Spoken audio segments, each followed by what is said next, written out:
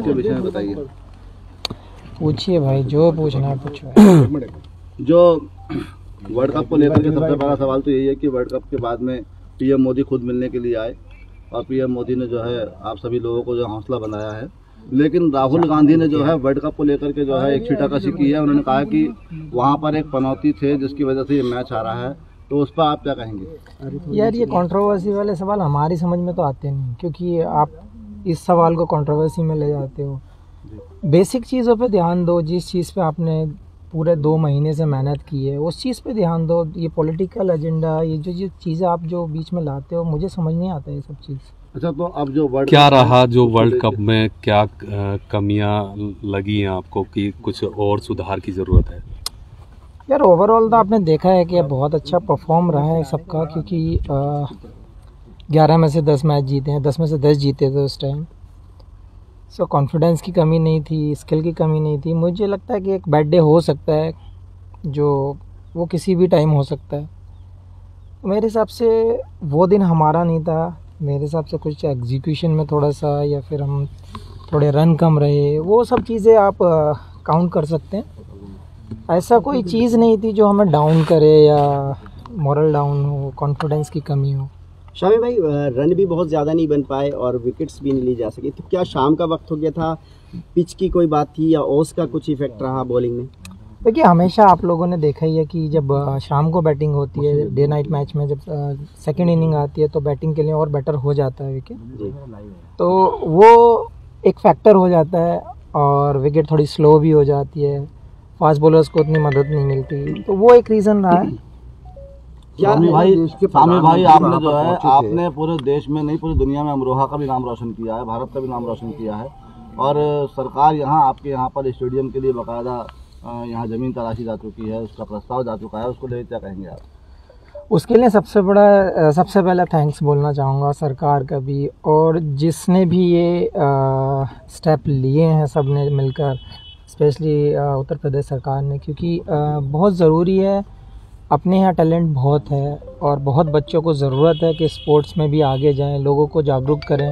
तो ये चीज़ टैलेंट के हिसाब से और क्षेत्र के हिसाब से भी बहुत ज़रूरी थी कि हमारे यहाँ पे एक अच्छा स्पोर्ट्स एकेडमी हो, स्टेडियम हो, जहाँ पे लोग अपने स्किल को जानें, लोग उसको कुछ कोचेज़ उन लोगों को सिखाएं, कुछ बेटर करें। वो बहुत ज़रूरी था और ये मेरे हिसाब से बहुत अच्छी चीज़ हुई है यहाँ के यंग टैलेंट के लिए। शामिल भाई, इसी प्रश्न को मैं थोड़ा मॉडिफाई करूँगा। आप तो अमरोहा क्या देश का बड़ा नाम आप हो चुके हैं, आप अच्छी बात यह है याद रखते हैं इस चीज़ को, किस बैकग्राउंड से आप निकले, तो विशेषकर जो अब यहाँ के यूथ आप पर उम्मीदें करता है, तो आप क्या करना चाहते हैं उन बच्चों के लिए जो आपकी तरह आगे बढ़ना चाहते हैं? आप अपनी तरफ से क्या मतलब मोरल सपोर्ट या और भी कुछ?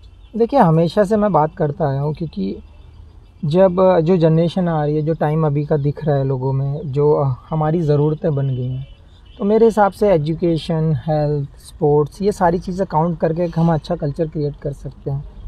तो उसमें मैंने पहले भी बोला था, अगर मेरी कहीं ज़रूरत है हमारे यहाँ के यंग टैलेंट को, यंग यूथ को, या किसी भी डिपार्टमेंट में मेरी ज़रूरत है, मैं खड़ा हूँ। और ये यंग जनरेशन को भी सोचना पड़ेगा कि हमें किस वे में जाना है, हमारा कौन सा टैलेंट है, तो वो चीज़ें बहुत ज़रूरी होती हैं। हाँ, फैसिलिटीज़ कभी कभी ऐसा होता है कि जब विलेज में नहीं मिल पाती हैं, लेकिन अब मुझे लगता है कि बहुत सारी चीज़ें सामने भी आ रही हैं, गवर्नमेंट भी हेल्प कर रही है इन चीज़ों में। तो अभी यूथ का यही है कि आपको एक स्टेप ऊपर आना है, आपको अपना मैच्योरिटी दिखाना है, अपना स्किल दिखाना है और देश का नाम रोशन करना है। शामिल भाई, प्रधानमंत्री जी से आपकी मुलाकात हुई, क्या बातचीत हुई और आगे क्या रणनीति रहने वाली है? देखिए, बहुत ज़रूरी होता है, क्योंकि उस टाइम पे हम मैच हार चुके थे, और जब आपके प्राइम मिनिस्टर जब वहाँ पे आके आपको प्रोत्साहन देते हैं, तो वो एक अलग ही एक कॉन्फिडेंस होता है कि देश का जिम्मेदार आदमी आपके साथ आया है, आपके सहानुभूति दे रहा है। वो बहुत ज़रूरी होता है, क्योंकि उस टाइम मॉरल वैसे ही डाउन होता है, और जब ऐसे मोमेंट में कोई आपका पीएम जैसे इंसान सामने खड़ा है और वो ऐसे बोल रहा है, कॉन्फिडेंस दे रहा है, तो वो एक अलग ही चीज़ हो जाती है, कॉन्फिडेंस बिल्ड करती है। मुझे लगता है ये बहुत बड़ा पार्ट है। शामिल भाई, अपनी टीम ने 10 के 10 मैच बहुत अच्छी तरह से जीते, और जब फाइनल की हम बात करें, हालांकि मोराल अब था टीम का, लेकिन ऑस्ट्रेलिया के सामने फाइनल में हमारी टीम इंडिया कहीं दिखी नहीं। बैटिंग, फील्डिंग में भी थोड़ी सी हमारे लूज पॉइंट्स रहे, तो क्या कारण था? क्या बड़े मैच का दबाव था या कुछ और बात रही? या वीआईपी का जो मोमेंट था, क्या वो भी एक प्रेशर था? नहीं यार, ऐसा कुछ नहीं था। हम कभी ये सोचते नहीं मोमेंट किसका है या फिर क्या होता है, और ज़्यादा ओवर थिंक हम करते नहीं है मैच को लेकर, क्योंकि जो प्रोसेस हम लोगों ने लास्ट 10 मैच में किया था, सेम प्रोसेस था, सेम एटीट्यूड था, सेम स्किल एग्जीक्यूट करने देख रहे थे, सेम प्लानिंग के साथ जा रहे थे। मैं फिर से वही कहूँगा कि एक बैड डे हो सकता है, और वो शायद हमारा फाइनल। पहले 4 मैच में बाहर रहे आप टीम से, तब क्या दिमाग में चल रहा था, क्या सोच रहे थे? यार मेरी अप्रोच एक ही थी, क्योंकि वर्ल्ड कप जैसी चीज़ है, क्योंकि आपके जो 15 हैं, मेरे साथ अश्विन भी बाहर थे, तो अगर 600-700 विकेट लेके बेंच पे बैठा तो टीम की क्या कैपेसिटी होगी आपको आइडिया लग जाता है। तो वहाँ पे कभी मैंने ये नहीं सोचा कि ये हमारा बंदा क्या करेगा क्या नहीं कर रहा, ये खेल रहा है मैं नहीं खेल रहा हूँ, कभी आज तक वैसे मन में आया नहीं है ये सवाल। मैं हमेशा यही चाहता हूँ, अगर मैं बैठा हूँ और कोई 11 प्लेयर खेल रहे हैं तो वो अच्छा ही करके आएँ, टीम के लिए बेटर करके आएँ, टीम को जिता कर लाएँ, वो हमारा मेन गोल रहता है। क्या कारण रहा कि जो रन 240 पे की आ पाए? क्या पिच की कमी मानी जाए इसको? दोबारा पूछो।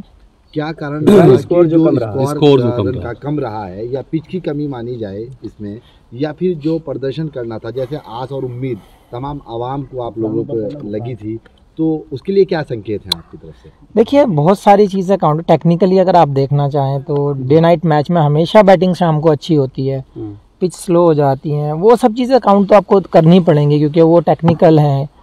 तो अगर सामने वाली टीम जीतती है टॉस और वो बैटिंग को हमें इनवाइट करती है तो हमें बैटिंग करनी ही होगी, तो वो एक हो सकता है कि हाँ वो उन लोगों को एक बेनिफिट है। सेकंड की रन आपने देखा ही है कि 240 रन फाइनल में एक ऐसी टीम के अगेंस्ट, मेरे हिसाब से 30-40 रन और बनते तो मैच में और ज़्यादा मज़ा आता, हो सकता है रिजल्ट हमारे फेवर में होता। तो क्या पहले खेलना जो है वो हार की बड़ी वजह है? यार वो हमारे हाथ में नहीं था क्योंकि हम टॉस जीते नहीं है, क्योंकि वो सामने वाला अगर बॉलिंग करना चाहता है तो वो टीम को बॉलिंग करनी पड़ेगी। फोटो वायरल हो रहा है, वो वर्ल्ड कप पे पैर रखे हुए हैं। यार मुझे ये चीज़ बहुत मुझे भी हर्ट हुई है, क्योंकि जिस ट्रॉफी के लिए कंट्री की सारी टीमें लड़ती हैं, जो अचीवमेंट कर आप पाना चाहते हैं, जो ट्रॉफी आप अपने हाथों में सर के ऊपर उठाना चाहते हैं, वो ट्रॉफी पैर पर लगाना वो मुझे भी अच्छा नहीं लगा और ऐसा करना भी नहीं चाहिए। समीर भाई, जब प्रधानमंत्री से आपकी मुलाकात हुई थी तो उस दौरान हालांकि इंडिया मैच हार चुकी थी, हमारी सरजमी पे मैच हो रहा था, प्रधानमंत्री ने किस तरीके से आप लोगों का जो क्या बात हुई, क्या वो आपके ये आप मुझसे सुनना चाहते हो? आपको वीडियो भी सोशल मीडिया पे घूम रही है, ऑडियो के साथ घूम रही है, आप लोगों ने देखा ही है कि कैसे उन्होंने सबका साहस बढ़ाया है, कैसे उन्होंने सबसे मुलाकात की है। ये बहुत अच्छा लगा हम लोगों को, क्योंकि प्रधानमंत्री का आना एक छोटी चीज़ नहीं है। आपने 7 विकेट लिए थे भाई, आप शानदार आपका प्रदर्शन था, उस पर प्रधानमंत्री जी ने आपको कुछ कहा? हालांकि सौगात तो मिल गई है, योगी सरकार ने आपको दे दी है। देखिए मेरी हमेशा कोशिश यही है कि कंट्री के लिए बेटर करते रहें और अच्छा करते रहें, टीम जीतती रहे, और मेरा यही कहना है कि सब लोगों को अपना 100% देते रहो, कंट्री को जिताते रहो।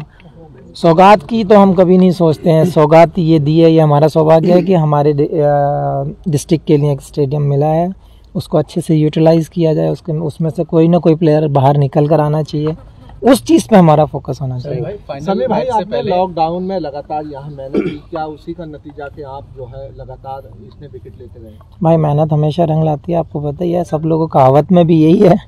तो मेहनत तो आप घर पे करो, बाहर करो, मेहनत अगर करोगे तो शायद रंग तो लाएगी। ठीक है, शुक्रिया। टारगेट करने की होती, क्या सोच रहे थे आप एक रात पहले? नहीं यार, एक रात पहले ऐसा कुछ माइंड में नहीं था, क्योंकि कॉन्फिडेंस अच्छा था, स्किल अच्छा चल रहा था, सब कुछ अच्छा चल रहा था, प्लानिंग पूरी हो चुकी थी। हाँ, जब बड़ा मैच होता है तो हमेशा कहीं नहीं कहीं हम सोचे नहीं, लेकिन प्रेशर रहता है हमेशा, कहीं ना कहीं माइंड वहाँ पे वर्क करता रहता है। आप चाहें कि हम चिल हो जाएं तो वो होता नहीं है, क्योंकि जब तक ख़त्म ना हो जाए टूर्नामेंट, जब तक हम शांत बैठते नहीं हैं, तो ज़रूर थोड़ा तो कहीं ना कहीं रहता है, मानते नहीं प्रेशर, वो बात अलग है। एक मुद्दा बहुत उठाता है कि पाकिस्तानी वो कहते हैं इंडियन बॉलर्स को बॉल अजीब नई तरीके दी जा रही है, तो उनकी मानसिक स्थिति के बारे में क्या कहना है पाकिस्तानी? ओ भाई, ये नहीं बोल सकते, क्या ही बोलें इस बारे में, क्योंकि आपको सबको पता है, हमें पता है, इवन उन लोगों के प्लेयर्स ने भी, जो सीनियर्स हैं, जो लेजेंड हैं, जिनको दुनिया मानती है, उन्होंने भी उनको एक्सप्लेन किया है, लेकिन उनकी समझ में नहीं आता। मानसिक स्थिति क्या तो बन रही है? इसमें हम कुछ कमेंट्स नहीं कर सकते क्योंकि वो सोच ही वैसी है। शमी भाई एक सवाल और, क्या आपके हिसाब से क्या टर्निंग पॉइंट रहा मैच का? क्या रोहित शर्मा की वो कैच या विराट का वो आउट होना अचानक बैट से बॉल लग के, क्या टर्निंग पॉइंट रहा मैच का? या फिर जो एम्पायर्स कॉल एक हुआ था ट्रेविस हेड और लाबुशानी की जोड़ी वहाँ टूट जाती है एम्पायर्स कॉल का मतलब? देखिए एक ही चीज़ थी क्योंकि रन हमारे पास उतने ज़्यादा नहीं थे कि हम अगर काश हमारे पास 300 रन होते तो हम इजीली डिफेंड कर पाते। लेकिन एक चीज़ पे ब्लेम करके मुझे नहीं लगता कि कोई फ़ायदा रहता है, क्योंकि ओवरऑल टीम को देखा जाता है कि हम कहाँ स्टैंड करते हैं। वो बहुत ज़रूरी होता है एज ए यूनिट वर्क करना और एज ए ग्रुप वर्क करना। तो मैं एक ही चीज़ बोलूँगा, शायद थोड़े से रन कम थे। क्या शमी भाई आपकी यहाँ जो अब यूथ है आपका, कल आप आए, कुछ बच्चे आपसे मिलने पहुँचे, कुछ यूथ से बात हुई आपकी? अभी थोड़ा सा टाइम दूंगा उनको भी, और जहाँ पे स्टेडियम का अनाउंस हुआ है वहाँ पे भी जाकर देखूंगा। अगर कुछ मेरे लायक सेवा होगी तो मैं ज़रूर करूँगा। जो यूथ ट्राई कर वो जो तैयारी कर रहे हैं क्रिकेट की, उनके लिए कोई मैसेज? एक ही मैसेज करूँगा, एक ही मैसेज दूंगा कि जो आपके अंदर टैलेंट है आप उसको पहचानें, मेहनत करें। क्योंकि जब मैं यहाँ से गया था तो आप लोगों को भी पता है कि कैसी फैसिलिटीज़ थी या यहाँ पे क्या था। बहुत स्ट्रगल करने के बाद यहाँ से ये अचीव किया है। अब अगर आपके पास फैसिलिटीज़ हैं तो बस आपको हार्डवर्क की ज़रूरत है, फोकस की ज़रूरत है। तो यही कहूँगा कि आप फोकस करें और हार्डवर्क करते रहें। Thank you.